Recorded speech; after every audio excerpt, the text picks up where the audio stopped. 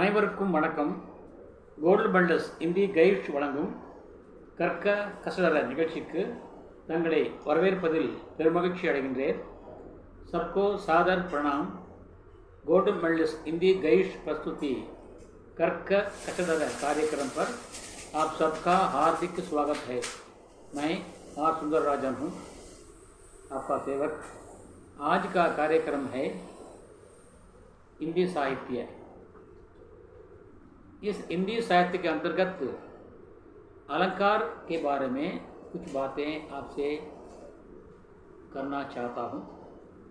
अलंकार जो है वो कविता की, काव्य की शोभा बढ़ाती है. अलम कर इति अलंकार है, ये संस्कृत श्लोकन है. अलम प्लस कर प्लस इति अलंकार है, अर्थात जो शोभा करे वो अलंकार है. இது அழகை தருகிறதோ அதன் பேர்தான் அணி என்பது. தமிழிலே அணி இலக்கணம் என்பார்கள், हिंदी में उसको अलंकार कहते हैं, संस्कृत में भी इसको अलंकार कहते हैं. अलंकार मैंने अभी कहा था शोभा बढ़ाने के लिए है. अलंकार वस्तु की शोभा बढ़ाने के लिए है. देखिए, हमारे घर में लड़की है, जब वर उस लड़की को देखने के लिए आते हैं, वर पक्ष, वास्तव में हमारी लड़की बहुत सुंदर है, फिर भी जब वर पक्ष उसे देखने के लिए आते हैं तो हम क्या करते हैं, घर में माताएं क्या करती हैं, उसको विभिन्न प्रकार के आभूषणों से श्रृंगार करते हैं, अलंकार करते हैं. क्यों करते हैं? ताकि उस लड़की की शोभा और भी बढ़े. इसके अनेक आभूषण हैं. कान में पहनने वाला, नाक में पहनने वाला, गले में पहनने वाला, कमर में पहनने वाला, हाथों में पहनने वाला, उंगलियों में पहनने वाला. इनके लिए अलग अलग नाम हैं जो कि अलंकार के साधन हैं, यानी लड़की की शोभा बढ़ाते हैं. इस प्रकार माता जी सृष्टि करता है, उसी प्रकार कवि भी सृष्टि करता है. जिस प्रकार माता जी सृष्टिकर्ता होती है, उसी प्रकार कवि भी सृष्टिकर्ता होता है. वो काव्य की सृष्टि करता है. वो ये चाहता है कि काव्य की शोभा और भी बढ़े. काव्य के दो पक्ष होते हैं, आपको मालूम होगा. एक तो भाव पक्ष और दूसरा कला पक्ष. भाव पक्ष में सिर्फ जो कुछ कहने वाला है वो भाव, वो कहानी, वो कथानक, वो भाव रहता है, उसे भाव पक्ष कहते हैं. इस प्रकार एक स्कूटर खरीदते हैं, हम गाड़ी खरीदते हैं, तो उसमें क्या कौन सा इम्पोर्टेंट मुख्य है, उसमें ब्रेक अच्छा है क्या, ब्रेक सही है क्या, गाड़ी ठीक चलती है क्या, ये सब मेन पार्ट है. इसको भाव पक्ष कहते हैं. और कला पक्ष के लिए क्या बोलते हैं, एक्स्ट्रा फिटिंग. हम अपनी मर्जी से कर लेते हैं, आईना ये है वो है सब कर लेते हैं, वो तो एक्स्ट्रा फिटिंग है. उसी प्रकार कविता में, काव्य में भाव पक्ष ही उसका मूल आधार होता है. कला पक्ष है, उसके लिए एक्स्ट्रा फिटिंग होती है. उसमें एक है अलंकार. जैसे कि आभूषणों के अनेक नाम होते हैं, उसी प्रकार अलंकारों के भी अनेक नाम होते हैं. अलंकार कुछ वाक्य, कुछ शब्द, कुछ काव्य अर्थ के कारण शोभा बढ़ाते हैं, उसे अर्थालंकार कहते हैं. कुछ शब्द के कारण शोभा बढ़ाते हैं, उसे शब्दालंकार कहते हैं. जब अर्थ और शब्द दोनों मिलकर उस काव्य की शोभा बढ़ाते हैं, उसे उभयालंकार कहते हैं. तो अलंकार के तीन भेद होते हैं, अर्थालंकार, शब्दालंकार और उभयालंकार. जब कवि के दिल में, क्योंकि काव्य का है मन का प्रतीक है, भाव जो है मन का भाव ही, उसे वो कवि क्या करता है, शब्दों के रूप में परिवर्तित करता है। इसलिए मन का भाव जो है कभी कभी क्या होता है, उसको अर्थ की कमी होती है उसके दिल में, उसकी कल्पना में, तो वो क्या करता है, शब्दों का सहारा लेता है। तो शब्दों के माध्यम से उस कविता को, उस काव्य को, अपनी सृष्टि को वो और भी शोभायमान बना देता है। ये सभी को पता नहीं होता। जो ज्ञानी होते हैं, जो समालोचक होते हैं, वे पहचान लेते हैं कि इसमें कवि के दिल में कल्पना का अभाव है, इसलिए उसने क्या क्या किया है, शब्दों का सहारा लिया है। इसीलिए उसे शब्दालंकार कहते हैं। शब्दालंकार, अर्थालंकार और उभयालंकार।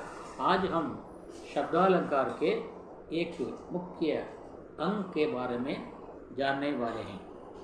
शब्दालंकारों में अभी मैं आपको एक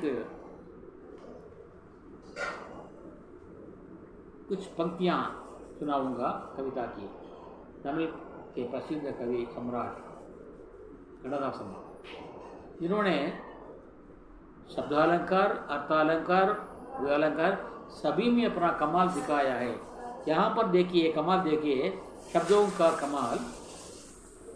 ஆறடி கூந்தலை அள்ளி முடித்து, ஆறடி கூந்தலை அள்ளி முடித்து, ஓரடி ஈரடி மெல்ல எடுத்து, ஓரடி ஈரடி மெல்ல எடுத்து, பாரடி வந்து பக்கத்திலே, பாரடி வந்து பக்கத்திலே, காதல் காவடி தூக்கும் கண்கள் இரண்டையும், காதல் காவடி தூக்கும் கண்கள் இரண்டையும், மேலடி ஈரடி போக விடாமல், மேலடி கீழடி போக விடாமல், ஏனடி நின்றாய் வெக்கத்திலே, ஏனடி நின்றாய் வெக்கத்திலே. இந்த வரிகளை பாருங்கள், நிறைய வந்து அடி அடி அடி நிற்கிறது.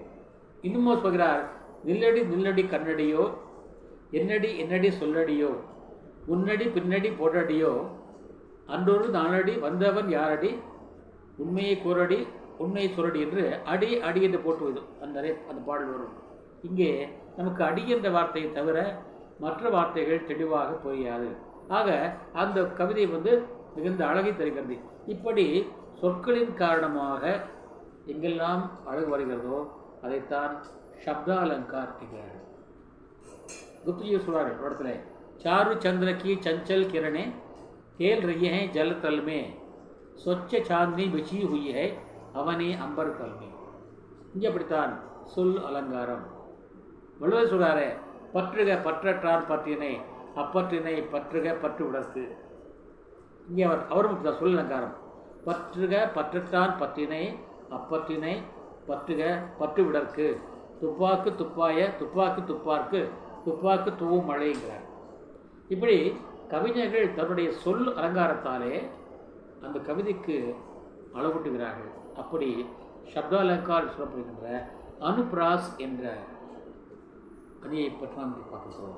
अनुप्रास ये होता है कविता के चरणों में जब एक ही वर्ण एक से अधिक बार आता है तो उसे अनुप्रास कहते हैं. एक ही वर्ण एक से अधिक बार आता है. उदाहरण के लिए कबीरदास का एक दोहा है, लाली मेरे लाल की जित देखूं तित लाल, लाली देखकर न मैं चली मैं भी हो गई लाल. क्या देखिए, लाली में एक ला एक बार आया, मेरे लाल की लाल में एक बार आया, जित देखूं तित लाल, फिर लाल में तीसरी बार आया, लाली देखकर न मैं चली, यहाँ में लाली में ला आया, मैं भी हो गई लाल, इसमें लाल में भी ला आया. तो ला वर्ण बार बार आता है. मैंने ये भी कहा था आपको, चारु चंद्र की चंचल किरणें, चारु चा, चंद्र चा, चंचल चा, ये चा 3 बार आया है. इसमें भी अनुप्रास. कणवने கடவுள் का உயிரே உயிரே வந்து என்னோடு கலந்து விடு, வைரமுத்து. उयरे उयरे वो 2 बार आया, इसमें अनुप्रास. इस बार जब वर्णों की आवृत्ति बार बार होती है उसे अनुप्रास कहते हैं. और अनुप्रास के 5 भेद हैं। पहला भेद है 6 का प्रास, जो एक ही वर्ण एक से अधिक बार आए। जैसे चारू चंद्र 2 बार आ गया, लाली मेरे लाल की ला 2 बार आ गया, सही, वो 6 का प्रास है। एक ही वर्ण 2 से अधिक बार आए तो वो वृत्त्यानुप्रास है। लाली मेरे लाल की जित देखूं चित लाल, या लाल वर्ण 3 बार आया है, इसमें वृत्त्यानुप्रास है। अंत्यानुप्रास, अंत्यानुप्रास वो होता है कविता के चरणों में आखिरी शब्द को तुक कहते हैं। कड़ेसी वर्ड या अरे तुक एंबार्ग, कड़ेसी वर्ड तुक एंबार्ग। तुक समान हो तो, तुक अगर समान हो तो, इक्वल हो तो उसे कहते हैं अंत्यानुप्रास। जैसे एक गाना है, அமைதிக்கு பெயர்தான் சாந்தி, அந்த அலைகளில் ஏதடி शांति। शांति 7 2 बार आया है। சின்ன சின்ன ஆசை, சிறகடிக்கும் ஆசை, முத்து मुत्तु आशय, मुड़िंदु வைத்த आशय। यहाँ पर आशय वर्ड 4 बार आया है, मुक्त का है।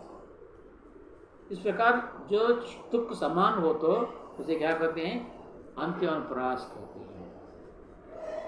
लाटानुप्रास, लाटानुप्रास वो होता है जहाँ शब्द 2 होते हैं लेकिन दोनों में अर्थ भेद मालूम पड़ता है, वास्तव में उसका अर्थ एक ही है। जैसे पूत सपूत काहे को धन संचय, पूत कपूत काहे को धन संचय। यहाँ पर डिफरेंस क्या है?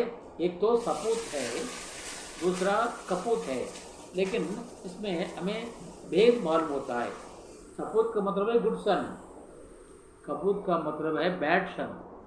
इसमें कवि का कहने का मतलब यह है दोनों का मतलब एक ही है, वास्तविक अर्थ एक ही होता है, लेकिन दोनों में भिन्न है। जैसे पूत कपूत काहे को धन संचय, अगर हमारा बेटा बैड सन हो तो, अच्छा पुत्र सुपुत्र नहीं हो तो उसके लिए हमें धन जमा करने की, संपत्ति जोड़ने की जरूरत नहीं है। पूत सपूत काहे को धन संचय, हमारा बेटा अगर गुड सन हो, सुपुत्र हो तो उसके लिए भी धन जमा करने की जरूरत नहीं है। तो उसका मतलब क्या है? अपने बेटों के लिए, अपने पुत्रों के लिए, अपनी संतान के लिए संपत्ति जमा करना नहीं चाहिए। संपत्ति जमा करने की जरूरत है नहीं है।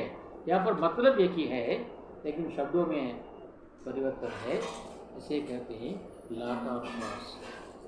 श्रुत्यानुप्रास, श्रुत्यानुप्रास वो होता है 5वां है, एक ही प्रकार के वर्ण बार बार आए, एक ही प्रकार के वर्ण या शब्द बार बार आए, यानी एक ही स्थान पर उच्चारित होने वाले हर एक अक्षर का उच्चारण का स्थान अलग अलग होता है। कुछ कंठ का है, कुछ तालु का है, कुछ नास का है, नासिका का है, इस प्रकार कुछ पेट का है। इस प्रकार हर शब्द का, हर ध्वनि का अलग अलग जन्म स्थान होता है। इस प्रकार एक ही स्थान पर जन्म लेने वाले शब्दों की अधिकता जहाँ हो उसे कहेंगे श्रुत्यानुप्रास। जैसे चारु चंद्र की चंचल किरणें खेल रही है जल तल में, स्वच्छ चांदी बिछी हुई है अवनी अंबर तल में। ये श्री राष्ट्र कवि मैथिली शरण गुप्त जी की पंक्तियाँ हैं। देखिए, चारु, छा वर्ण कैसे होता है? हमारा जीव जो है तालु को छूता है। चारु चंद्र चंचल किरणें खेल रही है जल तल में। यहाँ पर जल तो जा जल तालु को छूता है, तल तालु को छूता है। जल तल में स्वच्छ चांदनी बिछी हुई है अवनी अंबर तल में। आ ता ता। इसमें सत्याप्रास है। इस प्रकार अनुप्रास के 5 वेद माने जाते हैं। आज के बाद आप लोगों से ही प्रार्थना है कि अब जो भी कविता की पंक्तियाँ सुनते हैं उनमें से आप अनुप्रास को ढूंढिएगा। हर एक कक्षा में, हर एक एपिसोड में मैं इस प्रकार का उदाहरण दूंगा। अलंकार तो मैंने कहा अलग अलग होते हैं, अभी एक अलंकार का मैंने जिक्र किया है यहाँ पर, वो है अनुप्रास। आज के बाद आप जो भी कविता सुनेंगे उनमें से अनुप्रास को ढूंढिए, चाहे वो तमिल का हो, चाहे अंग्रेजी का हो, चाहे हिंदी का हो। लेकिन हिंदी का तो आप जान से सुनना पड़ेगा आपको, क्योंकि प्रवीण मुद्रा के छात्रों के लिए और ख़ासकर हिंदी पढ़ने वाले छात्रों के लिए अलंकार के बारे में जान लेना अत्यंत ज़रूरी है। तभी वो प्रवीण बनेंगे। बिना कुछ जानकारी के प्रवीण सिर्फ नामकरण से कोई फ़ायदा नहीं है। उनके लिए कम से कम क्षमता यानी एबिलिटी, काबिलियत होना ज़रूरी है। इस काबिलियत को पाने के लिए अलंकारों का अध्ययन ध्यान से करें। अध्ययन करें, पढ़ना नहीं, अध्ययन करना है। इस अध्ययन के द्वारा आप अच्छी जानकारी प्राप्त कर सकते हैं। आप करेंगे और कर सकेंगे और कर चुकेंगे, करेंगे, यही मेरी अभिलाषा है।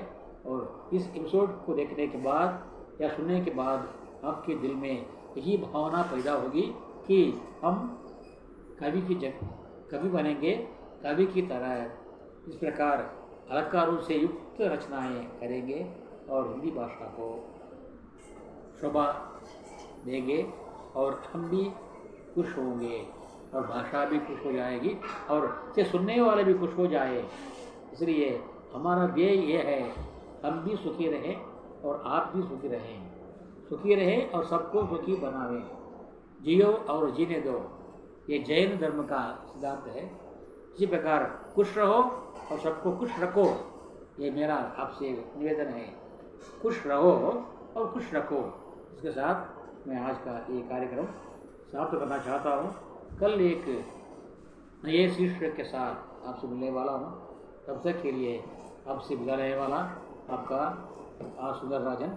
आपसे एक नम्र निवेदन है कि आगामी अगस्त 2023 की परीक्षाओं के लिए, प्राथमिक से लेकर प्रवीण तक की परीक्षाओं के लिए गाइड और बड़े आसान से छोटे छोटे शब्दों में, छोटे छोटे वाक्यों में मैंने बनाए हैं और एक सरल मॉडल क्वेश्चन पेपर्स मैंने बनाए हैं। आशा है कि आप सबको परीक्षा के लिए लाभदायक होगा और आप संपर्क बढ़ावें और क्वेश्चन पेपर्स और गाइड ले लें, मुझसे ले लें और खरीद लें और परीक्षा में अच्छे अंक पावे। यही मेरा आपसे सविनय प्रार्थना है, मेरी प्रार्थना है। आशा है कि आपको ये बहुत पसंद आएगा। इस शब्दों के साथ मैं आपका कार्यक्रम समाप्त करता हूँ। कल आपसे मिलूँगा, तब तक के लिए विदा। धन्यवाद। जय हिंद।